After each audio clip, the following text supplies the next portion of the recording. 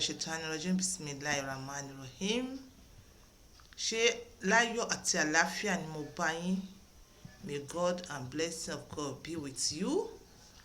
Gbogbo ẹ̀yin tẹ́ subscribe, may God continue to help you. I am so happy. Ẹ ṣeun gan. Mo dúpẹ́ lọ́wọ́ yín gan ni o. Yes, a lot of people níjọ́ yẹn tí èèyàn kan sọ problem rẹ̀. Obìnrin ni tó sọ nípa ìbálòpọ̀ àtọkọ ẹ̀. Àwọn ọ̀pọ̀lọpọ̀ àwọn èèyàn wọ́n tẹ̀síwá, wọ́n comment, wọ́n ní àwọn obìnrin o níbi dábìlò wọn ó máa ń fún wọn ní offensive order bébí nǹkan tó fà táwọn lè continue pẹ̀lú act yẹn nìyẹn.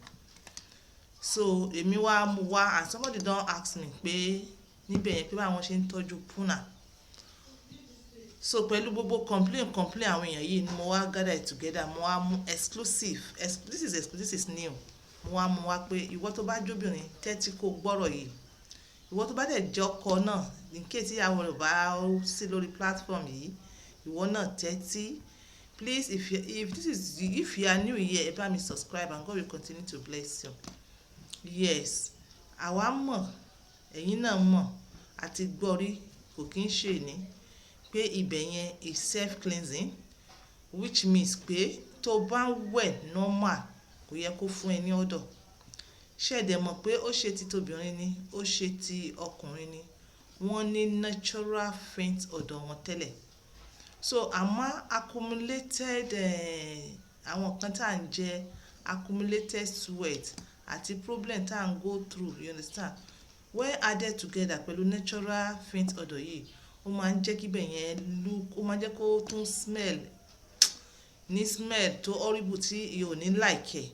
So nítorí pé wọ́n wá sọ pé ibẹ̀ yẹn wà self cleansing, are you going to just leave that place like that? No, you cannot just leave that place like that. You have to move forward and ask.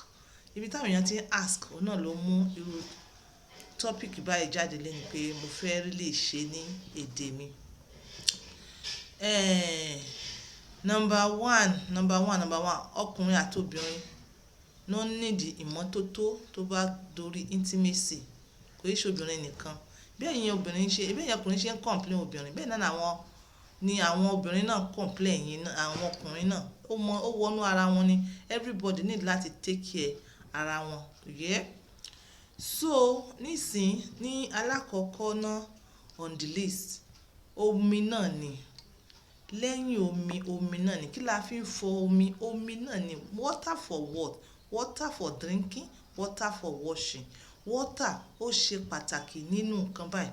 Mo fẹ́ kẹ́ tẹ̀lé mi díẹ̀díẹ̀, kẹ́ tẹ̀lé mi bit by bit. No matter how long this video is, màá ṣì trim it to the best, you understand, so that ẹ kò ní waste data yín.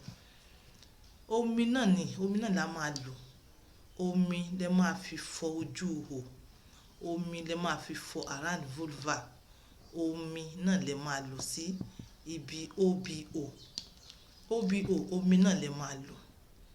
Ìwọ tó bá wá feel pé omi ò lè dénú ihò yẹn, yes, normal. Omi ò lè kó ìdọ̀tí tó fẹ́, especially ṣé mọ̀ pé bá ṣe day in day out tá ń sweat, ó máa secrete the kind of discharge, you understand, and àwọn kan tá ń tẹ̀ kó jọ ó máa cause bí discharge àti natural discharge náà tó ń wà láti ara obìnrin, especially close to ovulation time. Ó dẹ̀ fi pé kí ní jẹ́ kára heavy normal, you understand. Omi ò dẹ̀ lè bá bomi sí bẹ́ẹ̀ yẹn kò ní take care of like that. Wá insert this middle finger yìí, wá insert ẹ̀, wá fi turn ẹ̀, wá mú jáde gently, má jẹ́ kó dùn ẹ́, gently ò ní jẹ́ kó dùn ẹ́. Wá fọ, wá bomi sí again, wá turn ẹ̀, wá máa ṣe yẹn títí tí ó fi feel pé you are okay. Don't overdo it, but kó fi wà okay. Tó bá ṣe lè ní àárọ̀, tó ṣe ní alẹ́, it's okay, kò sí ọ̀dọ̀ kankan tó máa fún ẹ. Àwọn tó ń wẹ̀ regularly, they don't smell that day. Àwọn tó ń wẹ̀ regularly, they don't smell that day. But àwọn kan wà láti wẹ̀ gan wàhálà ní àwọn kan lè ń wẹ̀. Ìwọ tó bá ń lè ń wẹ̀, definitely wà á ní body odor náà. Wà á ní odor, even apart from down below odor, wà á ní body odor generally. At least obìnrin ẹ gbọ́dọ̀ cultivate habit láti máa wẹ̀ 2 times a day. If you cannot bath 3 times a day, bath 2 times a day is okay. Ó fi máa release stress ni. But if after ẹ̀yin ní kẹ́ ti sweat ẹ ti lọ even though you are not even doing anything tó wà nílé ẹ ṣì máa sweat. So tí bẹ́ẹ̀ yẹn bá ti sweat jù máa fa odor ìyẹn nìyẹn. Then ìwọ tó bá feel pé omi tútù ò wà okay, lo omi gbóná. A rí àwọn kan tí wọ́n complain tí wọ́n sọ pé tí wọ́n bá ti rí ọkọ wọn, especially mùsùlùmí tó fẹ́ wẹ̀ jánábà, ibẹ̀ yẹn ò kí ń clean. Wọ́n discover pé táwọn bá lo omi, táwọn bá padà sínú ilé, àwọn tó máa ń rí kíní yẹn drop. It's not okay. Bí ẹni pé yóò tí wẹ̀ dáadáa náà ni. Omi gbóná tó lọ́wọ́rọ́ díẹ̀ is good. Then in case tó bá lè lo omi gbóná, àwọn kan tún tẹ̀síwájú wọ́n sọ wípé wọ́n lo alum. Bẹ́ẹ̀ èmi ò fi tí gbogbo tara support alum yẹn. But in case tó bá wà nínú àwọn fans tó ń lo alum, kò kí ń ṣe pé wàá kan síbẹ̀ àbí wàá rọ síbẹ̀. Nǹkan tó máa ṣe, fi alum sínú omi. Inú omi ó lè jẹ́ warm water fún like 2 seconds. Wàá wá fi ọwọ́ this middle finger wá ti bọ́nú omi alum yẹn. Wàá wá fi sínú OBO yẹn ní ibi ibẹ̀ around ibẹ̀ yẹn. Wàá wá fi sáré clean sharp. Wàá dẹ̀ mú the remaining of your alum, wàá ṣàn, wàá gbé kalẹ̀.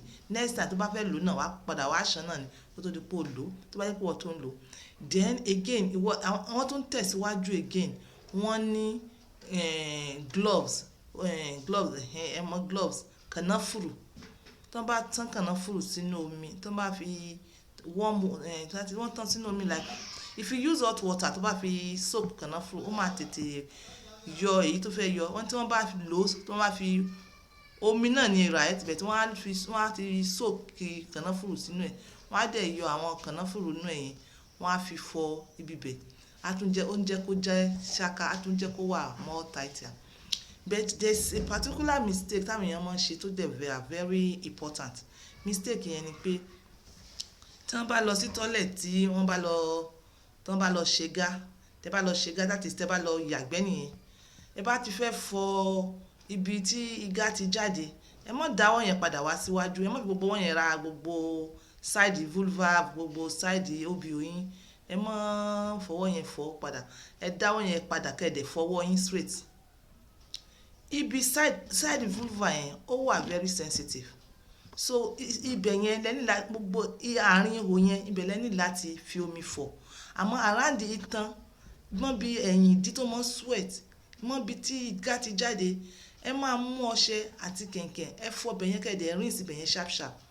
Ẹ lè fi ibẹ̀ yẹn lẹ̀ pẹ̀kẹ́ pẹ́ mọ́ ẹ̀ nífọ̀ pẹ̀lú ọṣẹ tẹ́ bá ṣe tán àtọwọ́ yín. Omi àti ọṣẹ around ibi tán méjèèjì bá tẹ́ bá bẹ̀rẹ̀ ń sí ibi tán méjèèjì àti bí òkè ibi tí irun wà, you understand? Ibẹ̀ yẹn ẹ need láti fọ ọṣẹ fọ around yẹn. Vulva tó wà sensitive àti OBO wọ́n ní kẹ́ mọ́ lo ọṣẹ sí. Kẹ́ lo omi kẹ́ẹ̀dẹ̀ máa continuously kẹ́ lo omi kẹ́ẹ̀dẹ̀ mọ́ lọ tẹ́ bá ti lọ sí tẹ́lẹ̀ tẹ́ bá lọ tọ̀.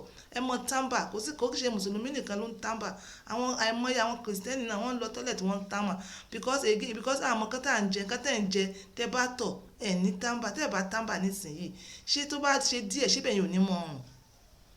Ìtọ̀ ṣé ẹ bá tọ̀ tán nísìnyí tó máa stain sórí pint, ṣé kò ní mọ́ ọrùn? Ó máa rùn náà. So and again, ẹ má máa keep unnecessary irun. Ẹ má máa keep yourself. Apart from pé irun máa ń cause sweat tó máa tún add sí òórùn bèbè yẹn. Ó tún máa ń wound ọkọ. Ó ń lélẹ̀ kò sí nǹkan tó fi ń ṣèyàn. Àwọn míì lo sorry please. Àwọn míì wọ́n ní wọ́n lo shaving powder, you understand? That is if you are okay with shaving powder. Àwọn míì máa complain wọ́n sọ pé shaving powder wọ́n cause wọ́n ní allergies. So ìwọ ká sọ wípé plate lélẹ̀, you understand? Ká lọ pé OBO yẹn lélẹ̀ around ibẹ̀. Shaving stick eléyìí báyìí 50 naira ni, kò ju 50 naira lọ. Wọ́n ta packet ẹ̀, o lè ra packet ẹ̀ kó tọ́jú bó ṣe wà yìí, ó lè last for long. Tó yẹ pé wọ́n nìkan ló wọ́n share pẹ̀lú can you share it with somebody. Tó ó ní ẹ jẹ́ máa fi fa gbogbo around bíbí ẹ fi fa ibi ká sọ pé bíbí ibi ìsàlẹ̀. I'm sorry ó ní kò sí nǹkan tó fi ń ṣèyàn. Ibi àárín yìí and you have to be very careful in doing it. Tó bá wù ẹ́ wà kó kàn lè trim ẹ̀ díẹ̀, tó bá wù ọ́ dẹ̀ lè ṣe gbogbo ẹ̀ tán.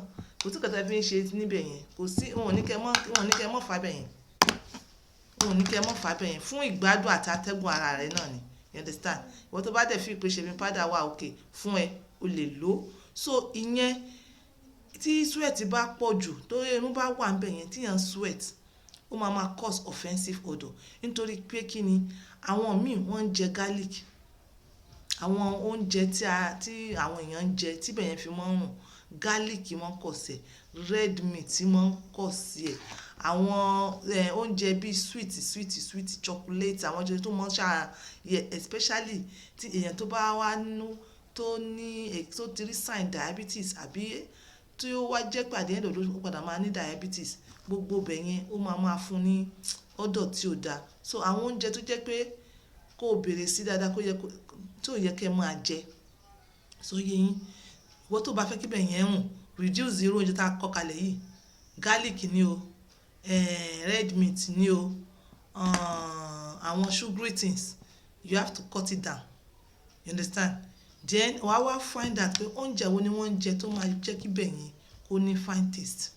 Àwọn good fruits, especially most of you know about it, pineapple, apple, watermelon, yes, and omi ṣe kókó. Ẹ máa mu omi, omi máa jẹ́ kí gbogbo any òórùn kó ti wà diluted, kò ní jẹ́ kó ṣáà wà stagnant, kò ní jẹ́ kó òórùn yẹn wà stagnant. Omi ṣe pàtàkì, ó ṣe kókó lára wa. So mo ti sọ bẹ́ẹ̀ ṣe máa tọ́jú ibi ibẹ̀ yẹn. Àwọn míì yeast infection, kí ló dé cause yeast infection yìí? Ó ní too much of sugary things, do you understand? Too much of sugary things. Kíní yẹn ó sábà ṣe àwọn obìnrin dáadáa, ó máa wá cause itching. Wọ́n á sọ pé yeast infection or candidiasis, you understand.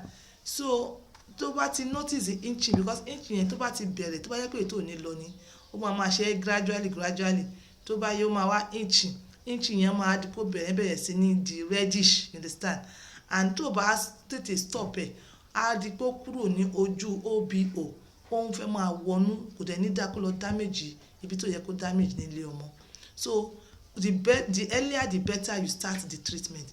Bẹ́ẹ̀ tó bá jẹ́ pé tó bá kọ́kọ́ notice o pé ó ń ṣe ẹ́ o, kíní leléyìí ní ọ̀dọ̀ tiwa nǹkan tí wọ́n sábà lò, èmi ò advertise for anybody o, this is white takan be took by white takan, wàá fi ra ojú ibẹ̀ yẹn tó bá ní kékeré tó bá fi ra, wàá fi ra ní anytime tó bá ti wẹ̀ tán láàárọ̀, tó bá tún wẹ̀ lálẹ́ again wàá fi ra ibi tó ń yún ẹ̀yẹn, and that is all.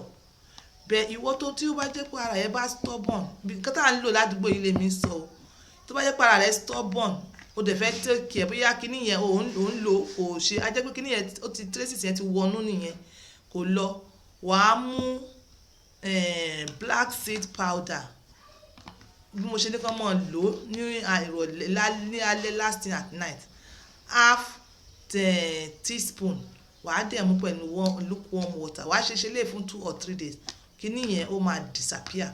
Meanwhile gbogbo undies tó ti lò wàá make sure pé o fọ̀ wọ́n seriously, wàá make sure pé o fọ̀ wọ́n, ò ní lo àwọn undies yẹn mọ́, because tí o bá wàá lò but o make sure pé o fọ̀ wọ́n kó tó lò tó bá, because tí kíní yẹn bá mú ẹ tó lọ lo undies kan, you understand, àbí lọ wọ trouser kan àbí underwear kan, you understand, tó jókòó sí tí kíní yẹn ṣe ẹ́, tó wá lọ ń lo oògùn yìí tó wash àwọn aṣọ yẹn, ó máa padà mú ẹ, you understand. Ibi OBO, you understand, a sọ wípé ibẹ̀ yẹn ó wà self cleansing, you understand, and there are some natural bacteria tó jẹ́ pé ó ń help ibẹ̀ yẹn. So tí sugar bá wá pọ̀jù àbí tó ń jẹ kan bá pọ̀jù àbí tó bá lọ jam pẹ̀lú any kind of infection, ó lè help natural bacteria yìí kó wá di pé ó develop sí something tó máa wà more like a kind of infection, tó máa cause infection sí ara gangan. So nítorí rẹ̀ ni pé ibi ibẹ̀ yẹn need láti máa fi all sort of chemical like soap kẹ́ máa fi fọ̀. Àwọn tó ń jẹ́ kẹ́ feel pé you must use deodorant, you must use perfume, àwọn yẹn fẹ́ tajà ni, wọ́n fẹ́ tajà. Èmi ò sọ wípé ó bad láti lo perfume on deodorant, but tó bá fẹ́ ṣe deodorant yẹn lórí aṣọ ni, o bá fẹ́ spray perfume báyìí má spray perfume sójú ẹ̀ fínfínfín, you are causing yourself problem. O máa change natural pH level of that place bọ́nà ṣe ṣe, kò nídìí kó ṣe gbogbo yẹn. Àmọ́rú chemical tí wọ́n mix papọ̀ tó gbọ́dọ̀ kanra wa àmọ́ even sef lórí skin gan wọ́n ti lórí skin wọ́n ti advice wọn pé ká má fi perfume sórí skin, talk less of ibibẹ̀ yẹn. So jẹ́ kó wà lórí ara ni, jẹ́ kó wà ní orí ara. Dẹ̀ mo fẹ́ fi àsìkò yìí tí wọ́n tẹ̀síwájú fún yín ẹ̀yin tẹ́ ẹ̀ ń wo fídíò yìí pé àwọn kan wọ́n máa ń ní bí rashes ní ọwọ́ ẹ̀yìn nísàlẹ̀, wọ́n dẹ̀ ti lògùn wọn kò lọ. It is simple, nǹkan tẹ́ ẹ máa ṣe, ẹ wá softener like maybe petroleum jelly or coconut oil, kẹ́ wá máa fi irú wátákà yìí kẹ́ máa fi síbẹ̀. Petroleum jelly yẹn, you must look for something moisturizer like petroleum jelly, coconut oil, olive oil. Ẹ máa mix ẹ̀ pẹ̀lú irú wátákà báyìí, ẹ dẹ̀ máa fi ra bí ẹ̀yìn yẹn gradually kìíní yẹn lọ. Àmọ́ ìwọ tó bá rí pé is beyond your power, please go out and search. I believe I'll be able to touch all the areas. Ìmọ́tótó ẹ̀yin obìnrin, a ní dákẹ́ lórí platform yìí, a máa continue máa sọ. Ìmọ́tótó borí àrùn mọ́lẹ̀, ọkùnrin ìmọ́tótó borí àrùn mọ́lẹ̀. Ìwọ obìnrin jọ yẹn náà tó sọ pé ọkọ ẹ̀ ò like láti mọ̀ bá ẹ ṣe nǹkan tó fẹ́, you understand? Ó ṣeé ṣe pé bóyá irú àwọn nǹkan báyìí ni àwọn ọkùnrin notice lára àwọn obìnrin tí wọn kì í bá wọn help láti ṣe. So ẹ̀yin obìnrin ẹ take care irú nǹkan tá a sọ yìí. Ẹ̀yin ọkùnrin náà kò sí obìnrin nìkan ni ibi shaft yẹn náà àwọn ẹni láti àwọn sweat tó ń cause a kind of odor ẹ̀yin ọkùnrin náà ẹ take care around yẹn. Kò sí obìnrin náà ló nírú problem yẹn, ẹ̀yin ọkùnrin náà kì í ṣe pé mo ti jọ́kùnrin tètè mi easy fi àtìtì lè easy lóòótọ́ ju ti obìnrin lọ, but you too you need to lẹ́ẹ̀kọ̀ọ̀kan kẹ́ mọ́ check ibẹ̀ pé ibi ìbà ṣé kì ìdẹ̀tí kankan há síbẹ̀, ṣé dúdú kankan há síbẹ̀, despite the fact pé second size, you understand? So we need to really help ourselves on this issue. So ìmọ́tótó ó borí àrùn mọ́lẹ̀. Àdínì mùsùlùmí ó ti kọ́ wa bẹ́ẹ̀. Àdínì mùsùlùmí kò í ṣe àdínì tó jẹ́ pé èèyàn kan máa fi lù láti máa fi dẹ́rùbà ènìyàn. Ayé ìgbà tó dúdú ti kọjá, ayé ìgbà tó jẹ́ pé ẹ̀yin tẹ́ ẹ̀ mọ̀ tó mọ Arabic wọ́n ti bá yín tú sí olóyìnbó wá kẹ́tẹ̀ search woodhu. Ìmọ́tótó nìyẹn ó borí àrùn mọ́lẹ̀. Ìwọ tó mọ bára rẹ ṣe rí, gbé mirror kó wo bó ṣe rí, kó mọ bí tó yẹ kó fọwọ́ sí, kó mọ bí tó yẹ kó mọ fọwọ́ sí, but don't do anything moderate. Ẹ má ṣe excessively. So I leave you on this note. Lẹ́yìn omi náà ni. Bye for now. Thank you.